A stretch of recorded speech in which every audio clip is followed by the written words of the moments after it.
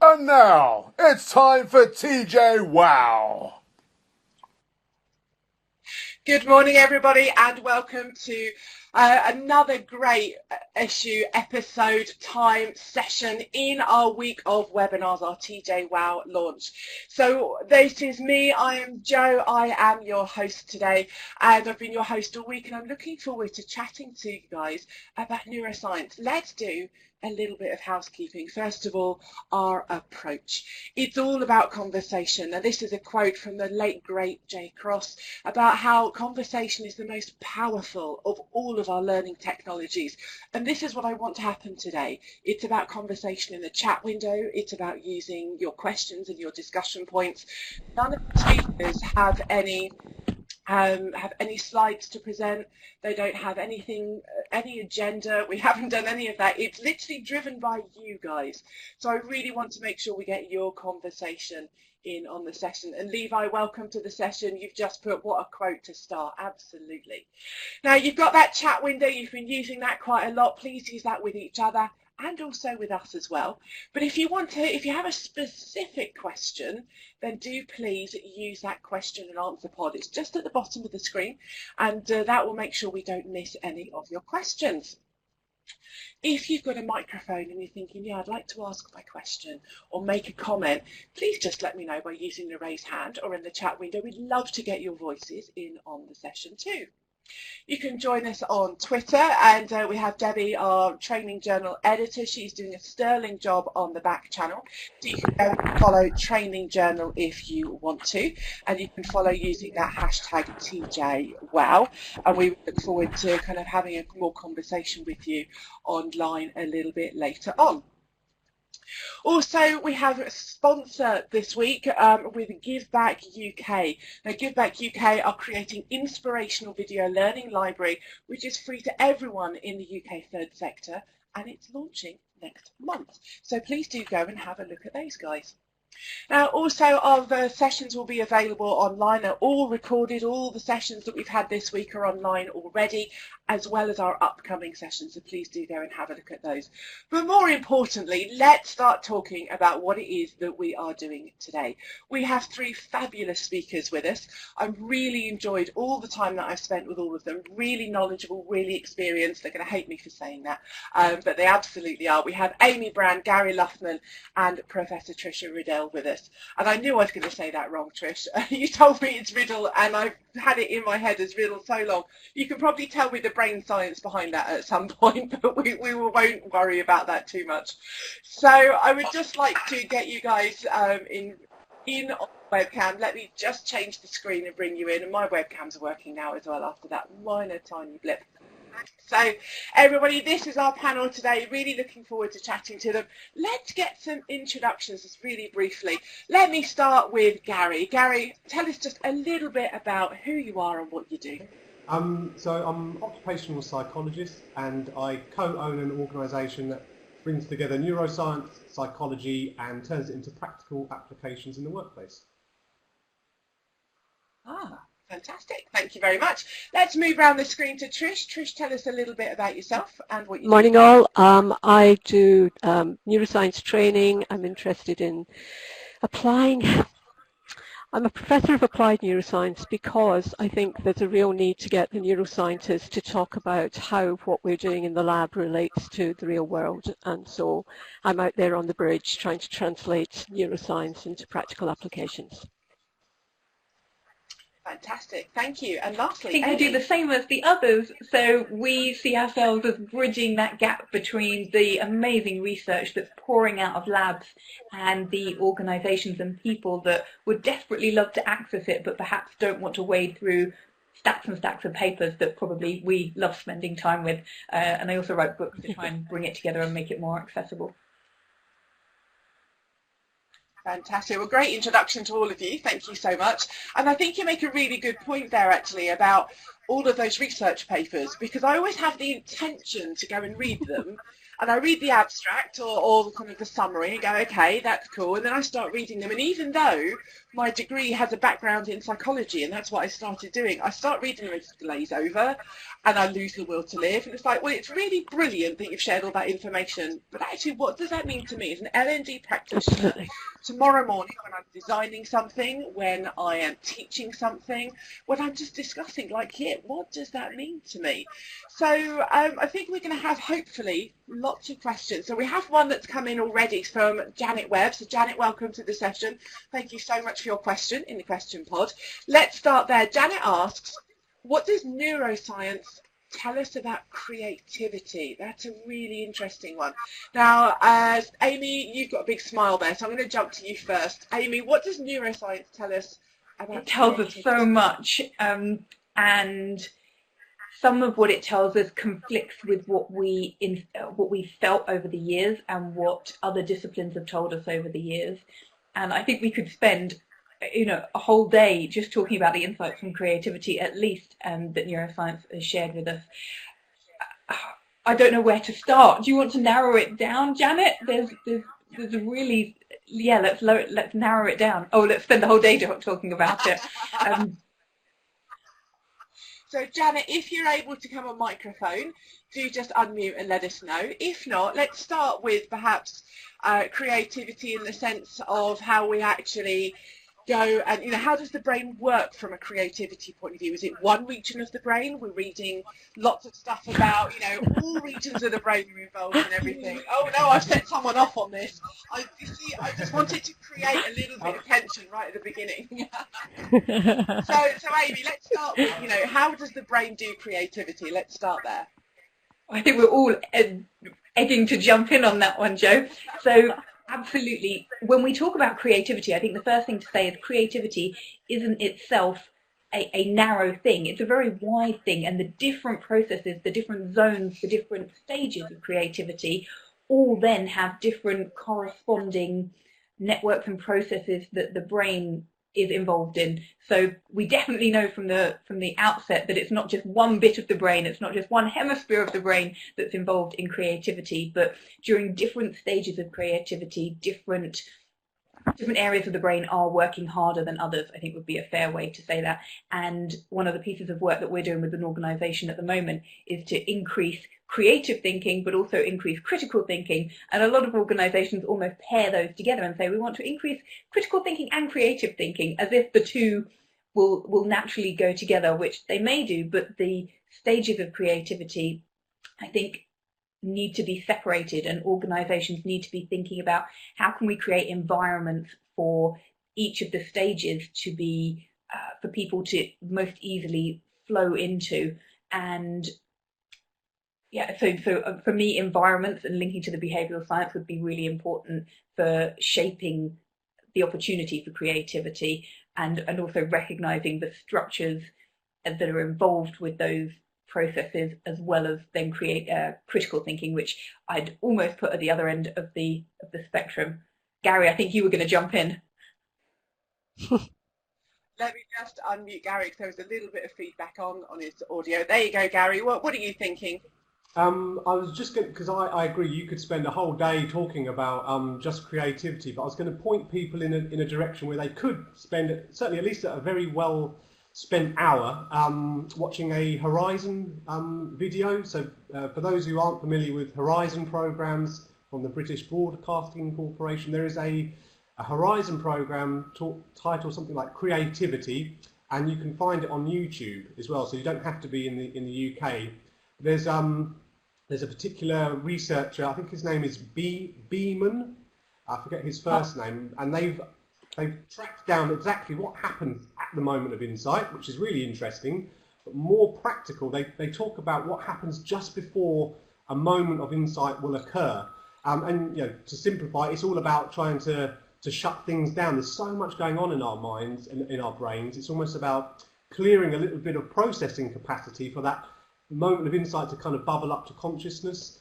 So there's some really practical things that you could start to do if you want to increase in moments of insight or creativity in yourself or in other people. So if you had a look at the Horizon creativity, you'll find it on the YouTube channels. And if not, if you looked at a chap called Beeman from America, he's isolated that moment of insight. Gary, thank you. Is that enough? That's perfect. I could go on. I love all this stuff. You could find a lot of information about that later. Brilliant. Thank you, Gary. And I think I found the right video, and Amy was putting in the chat window about that as well. So I've shared that link in the chat window. And Trish, you know, I know you all had a heart attack when I said, is it one part of the brain? And I said that on purpose. Because, you know, we're now knowing that there's multiple parts of the brain are involved so much in everything we're doing. So let's go from that idea about creativity, but also problem solving was mentioned in the chat. So we need creativity to problem solve, I would think. I'm going to question everything I think I know at this point with you three guys, but I would say we need creativity for problem solving. What do you think, Trish? Well, I think one of the things that is important to realise is that creativity isn't one thing. So we've mentioned insights, which is one form of creativity. I think a lot of people, when you think about being creative, mean divergent thinking. How many different ways can you solve a particular problem? How many different options could you find? But just as important in problem solving is divergent thinking.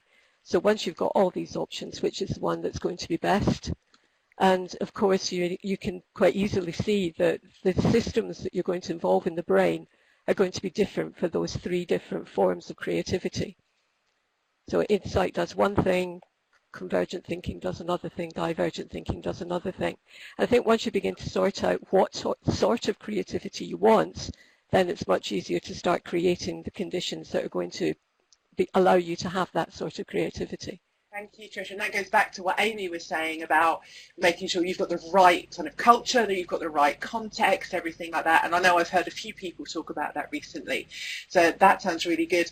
Trish, can you just explain to us, you said about divergent and convergent thinking. I know I've heard of these things before, but I'm not really sure what they actually mean. Can you just explain those a bit, please? Okay.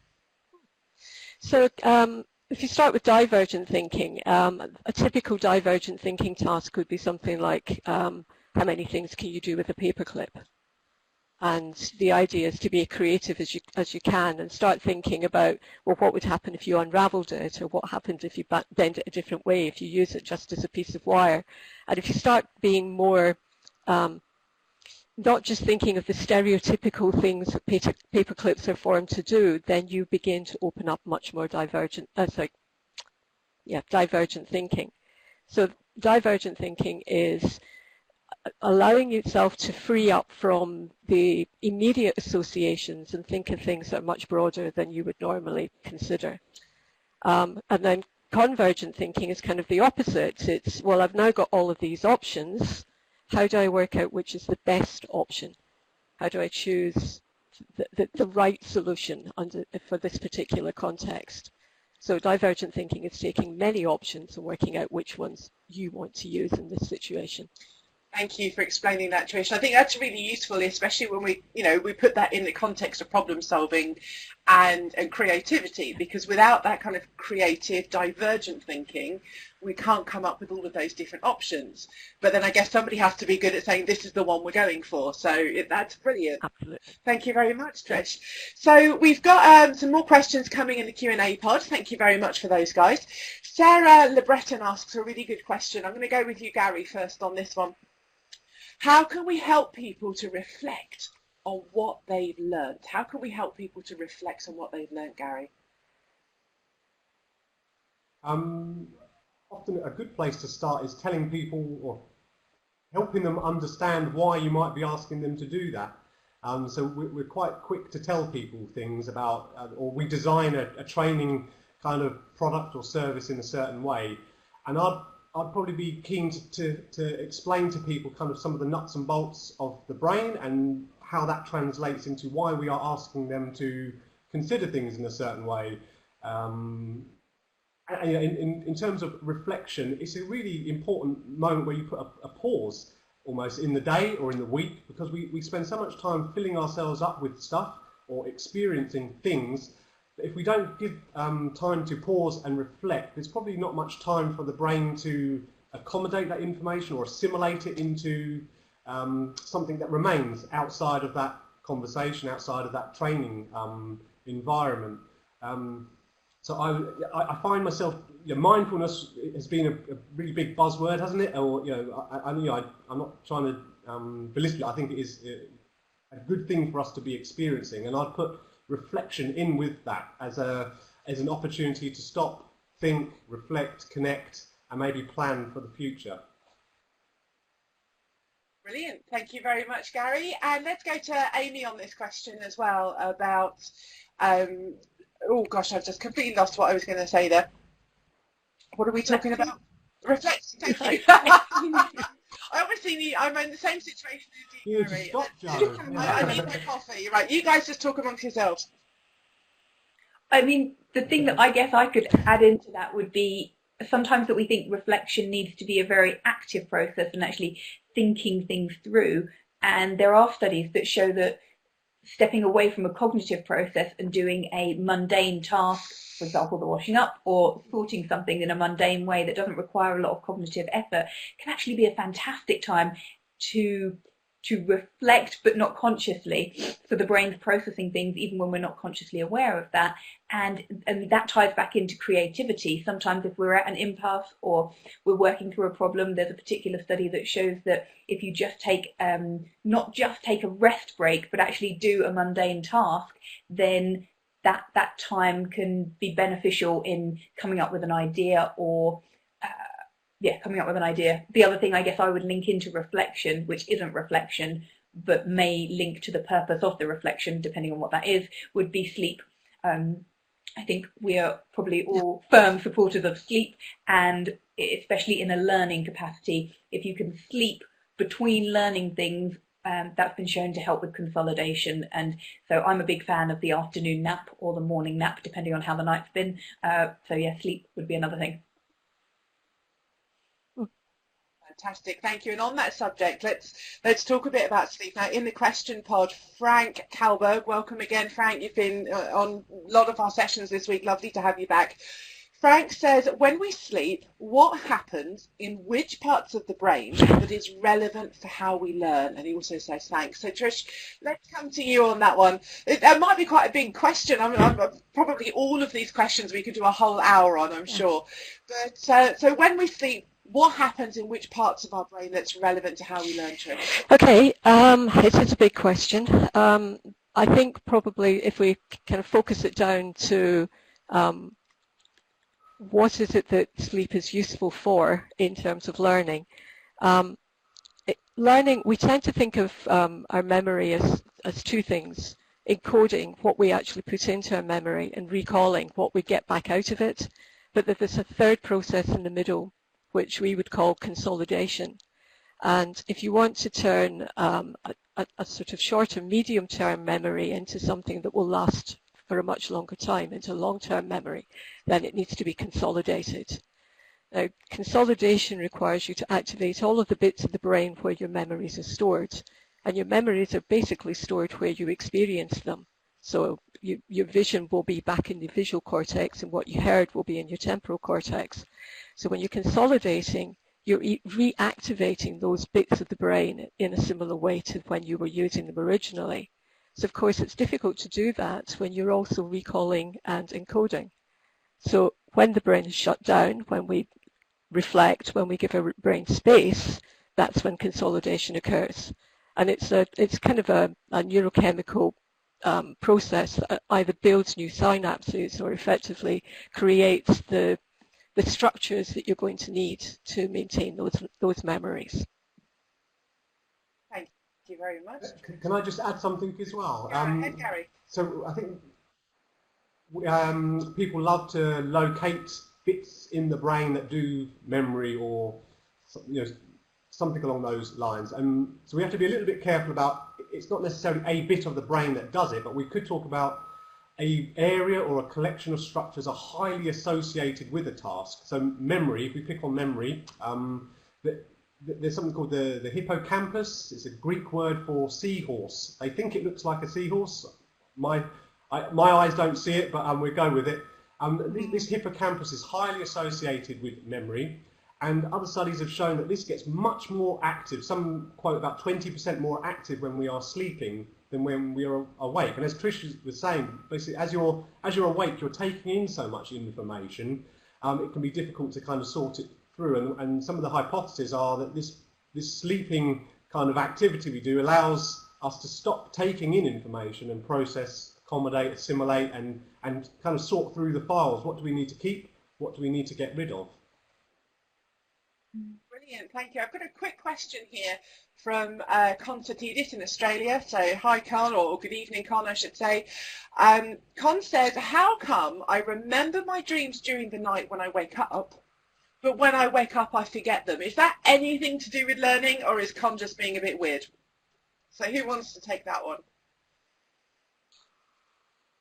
Oh, you can't. It's not an area that I very much expertise in, so I think we may have stumped. I think this is not necessarily specific to learning, Con, but good question.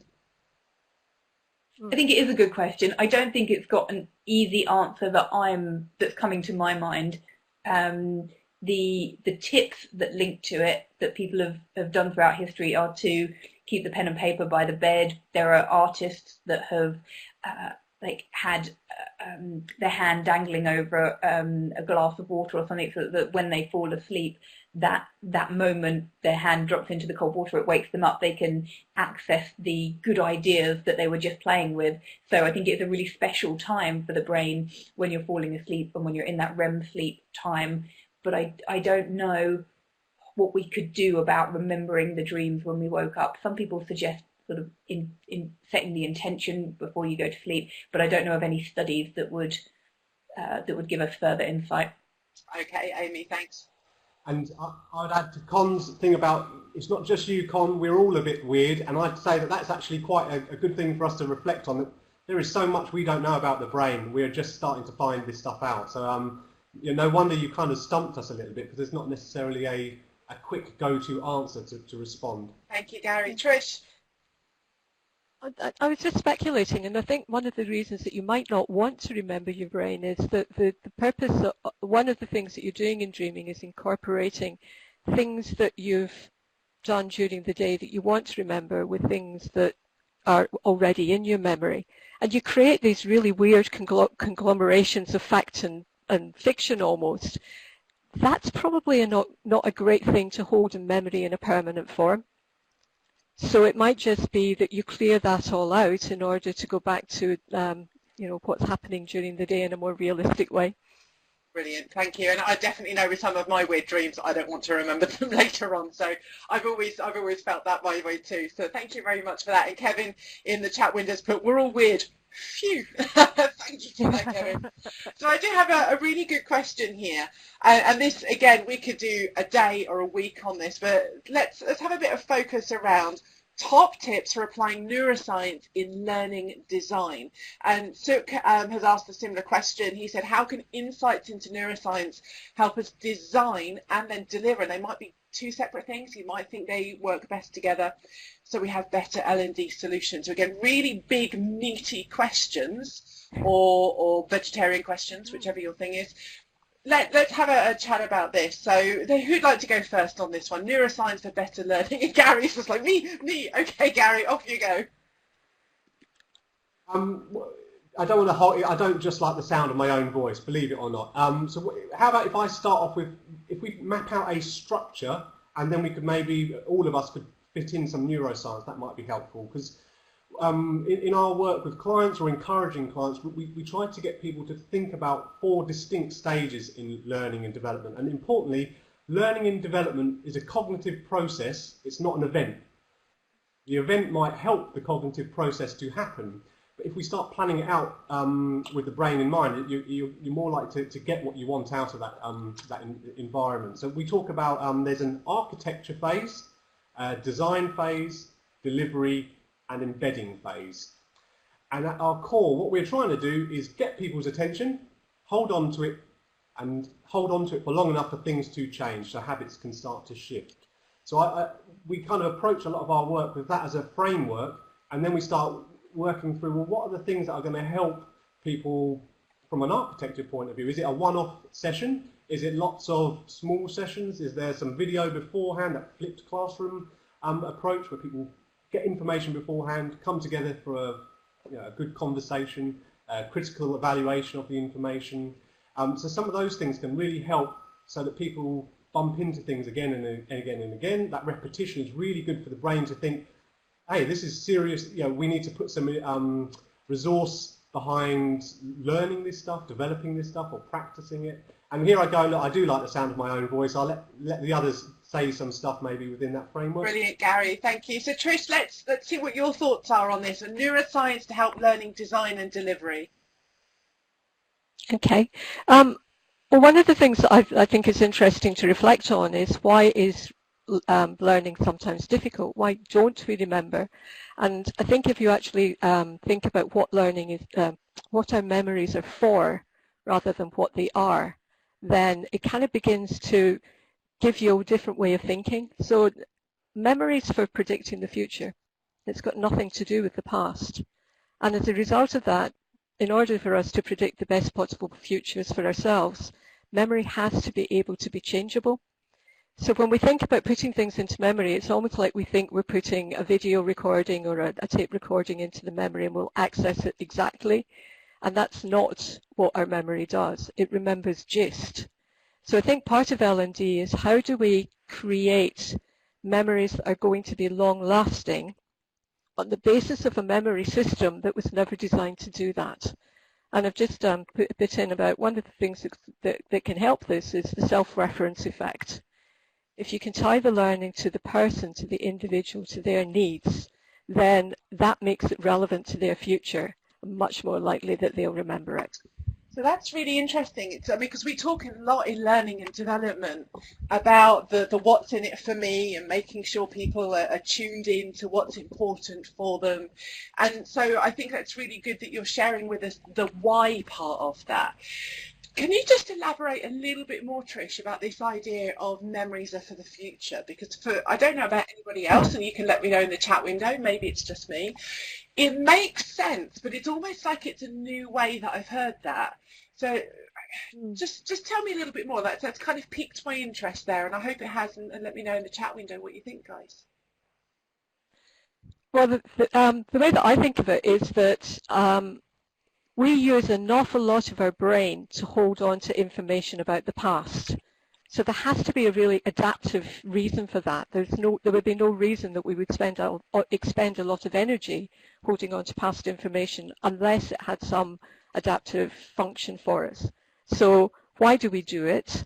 We do it to give us access to ways to solve problems that we're going to have on the basis of problems that we've had previously. And therefore, our memory is not about what we stored. It's not just about the storage in order to keep that stuff safe. It's about how we then use it to problem solve into the future. And therefore, memory is about the future. Thank you for explaining that, Trish. There's some stuff in the chat window as well. Janet said she had her interest piqued. Jane, you said, I really love the idea of memory being in service for our future needs. Absolutely. So I know in our family, for instance, we are a family of storytellers. It is well known. All of our stories start with so, and we tell these long, rambling, funny stories, I like to think at least. And I find that really interesting because all of that to me is about, well, how can I tell you a story to help you learn something for the future? How can I use that story to try and avoid something in the future? And that comes back to, I think, that question of how can we use these insights to help with design and delivery of learning for better solutions? So, Amy, what are some of your thoughts around this topic? So we spent a long time before I wrote the third book, Engaged, looking at what a lot of the literature is saying, and there's a lot of different studies that sort of link together or overlap, and we came up with a model which we call CRANES, which stands for connection, recall, attention, networks and sleep, which we think isn't exhaustive but covers some of the really key things. And I think perhaps the one that has sort of been mentioned but could do with drawing out more is attention. I think attention is an absolutely prized resource that we possess and often is not considered fully in learning design. If we're thinking about how, if someone needs to get something into their head, the first thing is we need their attention to enable it to get in. If we're just very distracted or not present, then you can have stuff going on around us, as we often do, but it doesn't actually get into our head. So I just draw people's attention back to attention. And the other piece is recall that we've talked about. Actually getting stuff out of your head is so useful. I was just before this working with our group in Malaysia, and one of the guys there has said he started employing this technique in everything that he does. So he's also studying engineering and some other things as well as neuroscience, and he realized that he hadn't been doing that. He'd been just constantly trying to put the information into his head, but hadn't strategically been trying to get it out again. And as he did that, he realized he could remember more, and he knew where his gaps were. And so now he's teaching it to all his students as well. And it's not something that's that new. It's been in the literature for a long time now, but a lot of it hasn't quite trickled through, I don't think, all over the place. Thank you, Amy. That's really good. That kind of, you can put something in, but getting it out is really important. And that really kind of says a lot to me about, and I know I've picked up bits and pieces of that in the past as well. And Trish in the chat window has just typed, the more ways that you code something, vision, auditory, speech, emotion, etc., the more ways you will have to recall. I really like that. And it leads on to another question that we've had in the question pod here from Monica. I don't know how to pronounce your last name, Monica. I'm going to go with Matungi, which is probably completely wrong, but from Monica, thank you very much. Monica asks, how can we use neuroscience principles to engage different learning styles? Now, I know learning styles can be one of those tricky terms, and I am going to share something in the chat window. I've curated some resources about the term learning styles, and there's some lack of research and empirical evidence around that. I always have the caveat with learning styles that if you're using it, exactly as Trish said, to encode in different ways, then that's great. If you're using it to say, well, you're an auditory learner, so you never need to write anything down, that's not so good. Now, there is some consternation I can see on the webcam. This is why it's great to have on webcam, and you can see people shifting and itching to get going on this question. So the question is, how can we use neuroscience principles to engage different learning styles? Let's start with you, Gary, on this one. What are your thoughts on this? So, I'm a psychologist, so I'm really perceptive, so I don't know if anybody else saw that Trish went, I think that was a bit of a giveaway, wasn't it? I don't think you need to be a psychologist. I'd say let's put it out there quite quickly that whenever they've done some very good quality research into when you try to teach or train people in their preferred learning style, it doesn't actually have it doesn't have any significant impact on learning compared to if they use a different learning style. Absolutely. I think Trish has already hit the nail on the head in terms of the more ways you encode things, the more kind of rich the picture is of the information. That's really useful for the brain. But there's something about getting people's attention I think we should focus in on. If you just present something in one way for the whole day or for the whole half day, whatever it might be, people will start to get bored. There's something called the reticular activating system, or the RAS, for those of you who like those kinds of things. For those of you who don't, there's a blobby bit at the back of your brain. It takes in information and it works out, is this interesting or is it useful? So the point I'm trying to make here is to get people's attention. One of the things the brain, or this particular part of the brain, really responds well to is novelty and variety. So that is potentially why we feel learning styles has had some good impact. But what we're tapping into is variety and potentially novelty there. So we're keeping on getting people's attention, therefore we're holding it, and we're able to do something with that. And then that feeds into what Trish was saying earlier about creating a richer picture for the brain to do something with that information. So I don't know if that's answered the question enough. Feel free to come back at me with, I've seen a study that says... Gary, that's brilliant. Thank you. So, one of the things that I do is I'm a specialist in live online learning. So a little bit like what we're doing now, but usually more kind of individual training sessions. And one of the things that's very much a case universally is we say have an interaction, which could be just a green tick, yes, I agree, or something in the chat window, every 3 to 5 minutes, which actually goes to a nice point that Suk has asked or said about, that is, when designing great L&D, is this just using good principles from neuroscience? Now, we'll perhaps come back to that in a moment, but I didn't know that was a good neuroscience principle about grabbing attention. To me, it's almost just logical on what we work out. So let's just keep focused on this learning styles bit for a moment. There's been some good stuff in the chat window. Trish, do you want to add anything to this? I think my concern about learning styles is that if somebody thinks that they learn through one channel best, then they're likely to focus on just trying to receive information through that channel, and that actually makes their encoding and therefore potential recall less rich than it could be. So my worry about giving people labels as, you're a visual learner or I'm an auditory learner is that actually it's constraining for people, and that you're much better accepting that the brain is going to be taking information through as many channels as it can get it, and therefore providing information through those channels is going to help everyone. Great, thank you very much. And certainly my experience has really borne that out. I always thought I was a very visual learner because I know I'm very strong on that.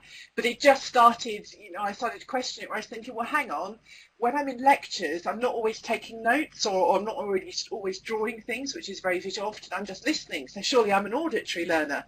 That, well, maybe it's not just one little box that I'm in. So yeah, that's interesting, Trish. Thank you. And Amy, let's just round up on learning styles for this one because we've got lots more questions in the question pod. Learning styles, Amy, what are your thoughts? I concur with everything that's been said. I think our focus should be elsewhere. That would be my summary. Yeah, absolutely. Perfect. Thank you very much for that, guys. Now, Gary, you mentioned the RAS, the reticular, I can't remember the A now. Activating system. Ooh. Thank you, the reticular activating system. I'm working on it, I'm getting there. I think Trish is typing away. Thank you, the reticular activating system. Sorry, the Bobby bit, I remember that bit. Yeah, there is. I'm getting there. So, calm down, Gary. So, Elle in the chat pod, in the question pod has asked, how can we apply RAS to virtual learning when there is limited time? So Gary, let me start with you because you did mention RAS, but I will come to Amy and Trish afterwards. So how can we apply RAS to virtual learning when there is limited time, Elle asks. If I start with some of the things that help the RAS respond, or be convinced to allow that information into the outer cortex, that might help me think on my feet, as it were. So some of the things we've already talked about were novelty and variety. But a really important thing for this part of the brain to say, yes, we will allow this information through, is to work out, is this going to help me in some way? Is there a need? Is it going to fix something? Is it going to do it for the immediate or the long term maybe, which gets us to start thinking about our pre-communication. Okay, so when you are about to roll out the online training, have you given a good kind of proposition of why this is happening? Why is it happening in this way? Are you getting certain key stakeholders involved so that people's directors or line managers are supportive? Or are they going to see this as, oh my God, you're going to spend how many days out of the office? I really need you here. So if we can formulate things in terms of it meets a need, it has some kind of personal value or impact. There is, once you've got people there, then to be giving variety, novelty, humour is a good one as well. Always a tricky one. Be funnier, whatever that means. But you can start thinking about the style, the mood of the material. It's health and safety training, so it's serious. It's not a place to be having fun and frivolity, or is there an opportunity to bring in some humour element to it to keep people interested, and that novelty and almost surprise element to keep people involved? There is so much more obviously we can talk about there. If you look at a lady called Judy Willis, she's a medical doctor in the US, and she put something out there called the RAD approach to learning.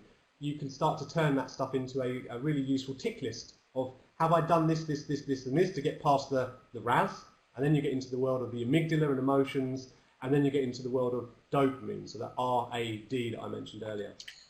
Gosh, brilliant. Thank you. Thank you, Amy. Yeah, Judy Willis. Yeah, love everything you've just said there about kind of how we activate that. And I see Trish was saying in the chat window, response to emotions, laughter, surprise, even disgust, and things like that. And I'm just sharing an article from Training Journal at the CIPD L&D show a couple of weeks ago, where there was Dr. Itil Draw there.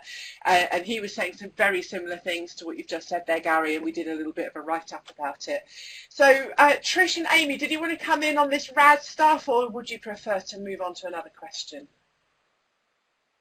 I'd prefer to move on, but I'm happy to move on. I think what Gary said was spot on. But Amy? no, I prefer to move on.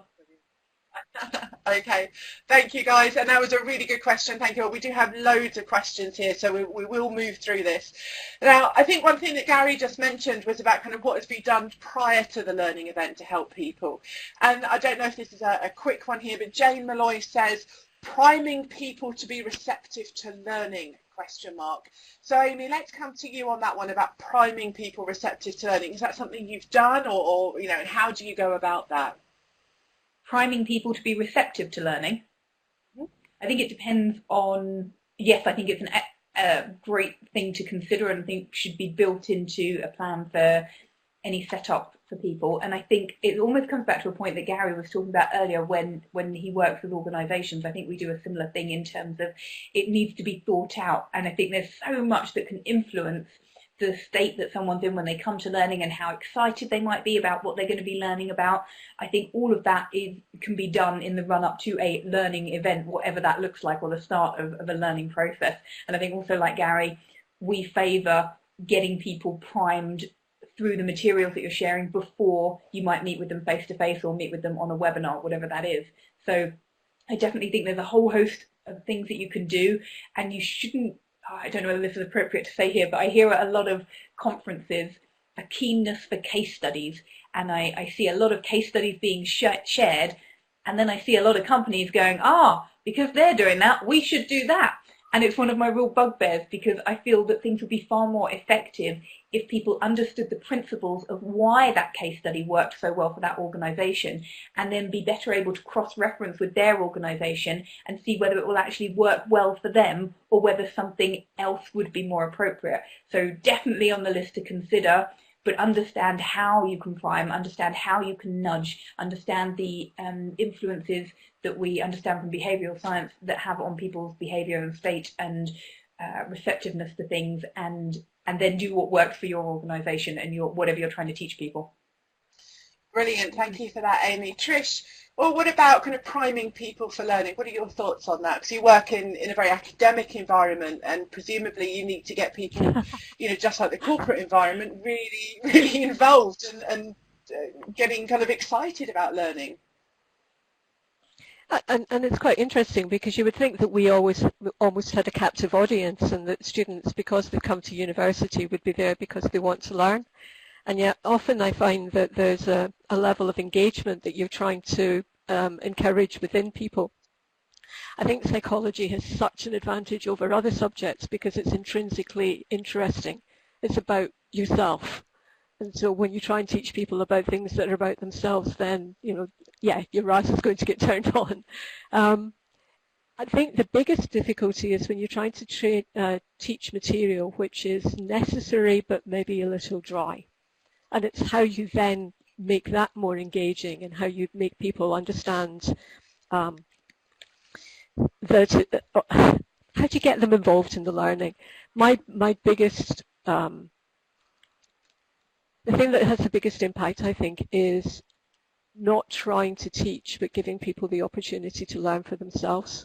So creating learning where people are invited to help find solutions, rather than just saying to them, here's what you need to know.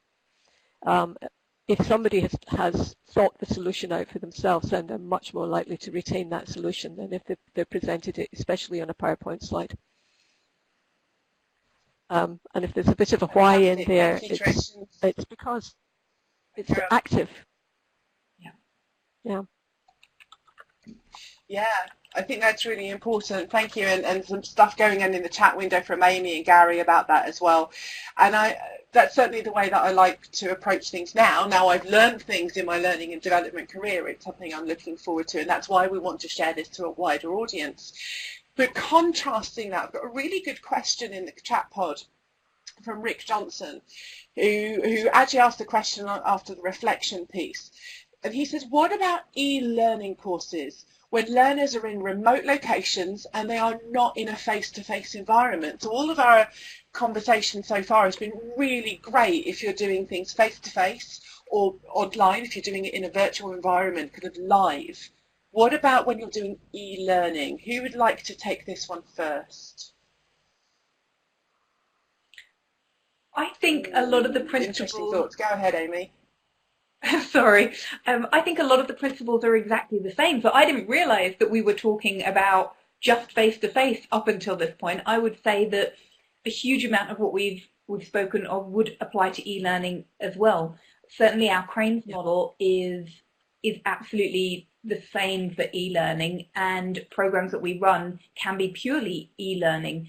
And I think you have then more of an opportunity to educate individuals about how they learn and encourage them to identify how they learn best.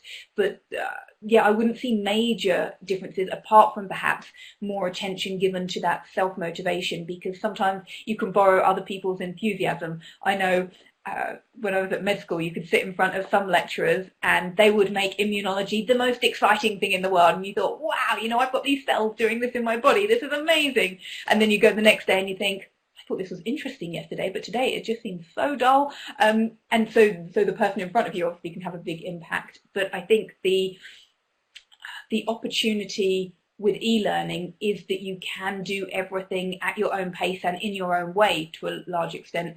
So again, this morning we were just talking about the opportunity of olfactory anchoring with learning. You can learn the information in the environment that you want to then recall the information in, which studies have shown to be very useful. So I think e-learning can give a huge amount of flexibility that, if learners are equipped with an understanding of how they learn best, can be absolutely wonderful. Fantastic, thank you. I mean, I like the fact that you said there, well, I didn't realise we were only talking about face-to-face. So that's a really good point about that. Thank you. Trish? I think we're talking about motivation to learn here, and if you want to kind of condense motivation into 3 principles, then I would call it play, purpose and potential. So give people an opportunity to play with the material, make it relevant to themselves. What's the purpose? What's the purpose behind it? Can you give them an overarching value for knowing this material, especially if it fits into their own values as individuals? And potential, all learning is an opportunity for growth, and making that growth relevant to the individual is really going to help them want to do it. And I think that is going to be true regardless of the mode of learning. Play, purpose and potential. Great. Thank you very much. And Gary, any thoughts on this one? So at the beginning of the session, I talked about those different structures of architecture, design, delivery. Being clear on what is it you want the training or whatever you want facilitation to do is probably quite important, because there's going to be some times where that e-learning or digital learning is great, and there's going to be some times where it's not. And so I think we have to be careful that we don't try and put ourselves in an impossible position that we are going to completely turn somebody's personality or behaviours around because they went through an e-learning or digital training program. It might be a support mechanism, that flipped classroom that I mentioned earlier, so some information has been imparted, and it's paired with a face-to-face session or something practical that they do with a group of people. So there's that in my mind that was coming to the fore. But I was also thinking about there is still so much that you can do in the digital learning sphere by putting in videos, by putting in questions, putting in some challenge, getting them to reflect, apply, and not be beholden to our constraints of, well, because it's clicking through slides, this is all we can do. Well, there's still quite a lot you can do now with technology to make it far more, look at us now. Is this digital learning? Is it face-to-face learning? Well, it's a bit of both, isn't it? So I think coming back to principles that help the brain kind of get interested and stay interested, then, as I think Tricia and Amy have said, you need to translate that into your world, because just because it worked for company X doesn't mean it's going to work in your organisation. It's not what we want to hear. We want to hear, can you give me the training or the management approach by numbers? But it's probably not as easy as that, unfortunately, or fortunately. Yeah, I do agree with that. I always think, I always feel awful when somebody says, how can I do this? And I say, well, if you do this way and that way, it depends on your situation here and the learners there, and it's really up to you. But that is all we can do, because every situation is so different, as we've said. Thank you. I can't believe we're on our last 10 minutes. This morning has flown by. I feel like we need like a day with each of you. Because I just don't feel we're screaming, scratching the surface here. Now, we do have loads of questions. So let's see if we can get through some of these questions quite quickly. Now, Trish, I'm going to come to you on this one first of all. Suk asks, could someone help clarify the difference between cognitive science and neuroscience? And I'm actually going to throw another one in there, because we've mentioned behavioural science as well. So cognitive, behavioural, neuroscience. There you go, Trish. No small task for you. No, that's a really easy one. Okay, where did you start? Behavioural science started because they were trying to put psychology on a science footing, and so they said, well, we're not going to deal with anything that we can't see that's going on inside the body. We're just going to deal with the behaviours. So behavioural science looks at the output of people's thinking only. Cognitive psychology is the thought processes, but it treats the brain as a black box. It doesn't actually look at what's going on in the brain. It's just how do we think, how can we get a handle on how we think by looking at, for instance, how people solve problems or doing memory tasks or things like that. And then the neuroscience is when you actually go in and look at what's going on in the brain during anything that could be either cognitive or behavioural. So it's a kind of the mechanism behind how do we know why this happens rather than that it happens. Brilliant. Short and sweet. Brilliant. Thank you, Trish. And if that's not clear, guys, do let us know in the chat window. Suka said that's really helpful. Thank you, Trish. And Elder said, Trish, brilliant. Thank you. My next question then. So I'm going to come to you on this one, Amy. Levi from Towards Maturity asks, how do we become more divergent thinkers in coming up with solutions to solve business problems? How can we become more divergent thinkers? So there's several strategies that you could utilise. Stepping out of your, by become, I'm reading that as you want to start wiring your brain to naturally to be better at that on tap when you need it. And the process that I would expect you to go through is a neuroplastic process of repeating these kind of processes so that it becomes easier. If, for example, you think at the moment you're a very convergent thinker, which I wouldn't think was necessarily helpful to separate yourself into those categories, because everyone is capable of both. But I could believe that someone would think that they find it more difficult to do divergent thinking, for example. Getting out of your normal environment. The stages to divergent thinking that can be useful are to prime yourself, so to gather information initially, so to go out and turn to other disciplines, turn to different environments, different stimulations that you can connect with. So it's a gathering process initially, and then with divergent thinking, you're trying to connect, and I don't know what Tricia's typing, she could be typing exactly the same thing, trying to connect these different ideas, these different concepts, and apply them in different ways to how they've previously been linked together. So you're becoming like an expert linker with divergent thinking. Some people say that there's no original ideas, but you're pulling things in different directions, and so they might become original or different to you, which would then enable you to be more creative. And what was the end of the sentence? How to become more divergent thinking been coming up with? Better business solutions. Okay, yeah. So then you could prime yourself with the business problems to start with before you then go out and gather different insights from different places. So I always learn things from the weirdest places, or have different insights come to me that I'm not setting out to enter into a period of divergent thinking, but I might watch Iron Man. I think that was one that I was compelled to watch many years ago. And I remember thinking, God, this has got some real business insights in this film, and it's just because it got me thinking in a different way. So I suppose that was my exercise in divergent thinking, and I've started to read more novels because I've been sort of off novels for a long time, and that's been shown to help, again, us think in different ways. So they would be some of my off-the-cuff tips.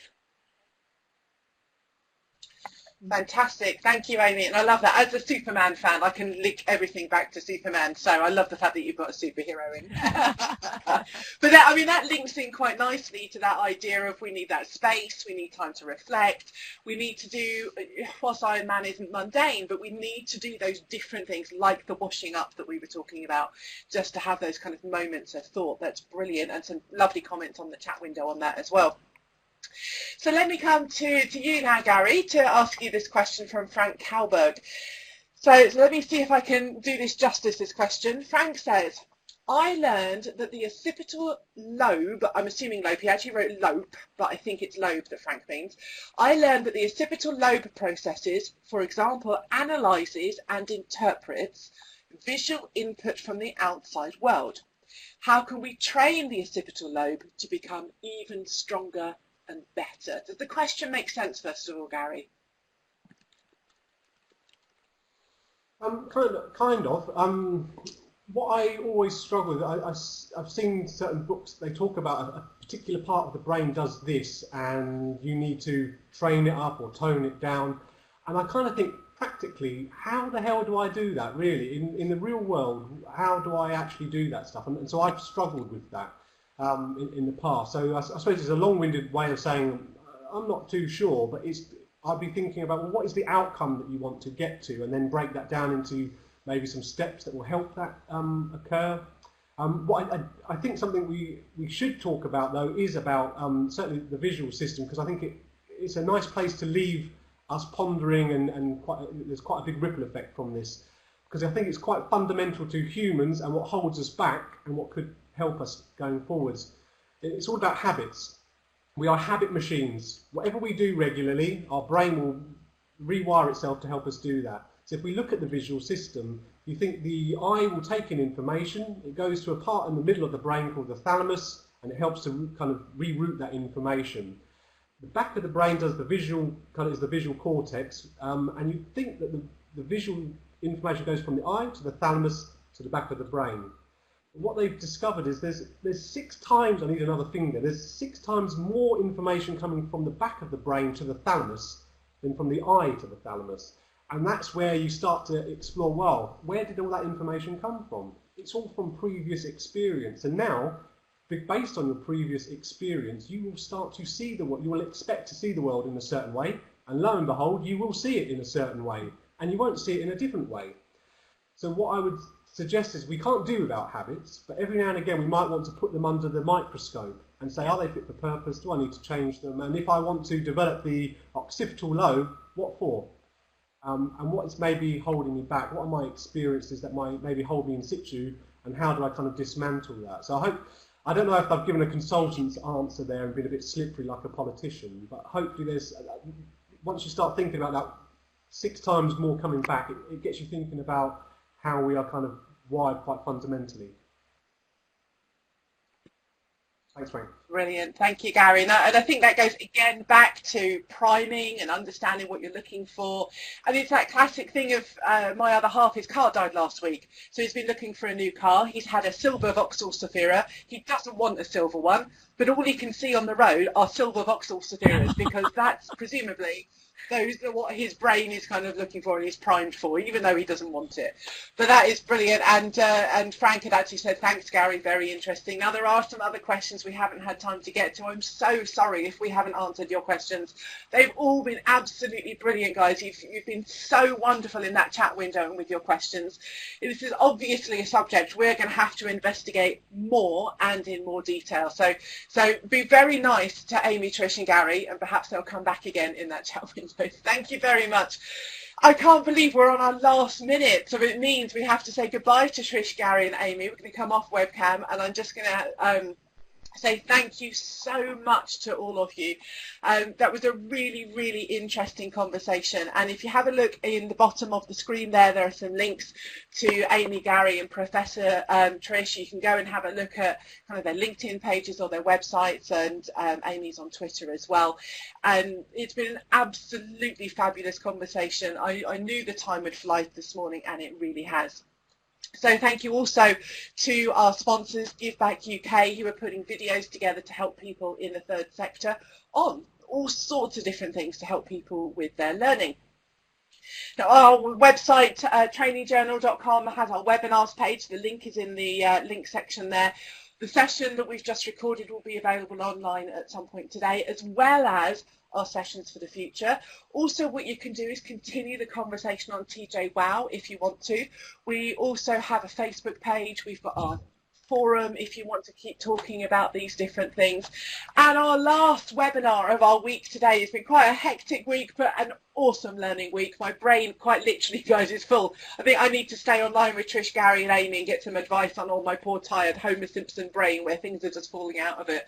But our discussion tomorrow is actually about assessment tools. So there's almost that kind of psychological research part behind that as well. The pros and cons of things like, gosh, Belbin team roles, MBTI, NLP, you know, millions of other different things. So please do come along to that tomorrow. Thank you, absolutely everybody. You've been brilliant, and we'll see you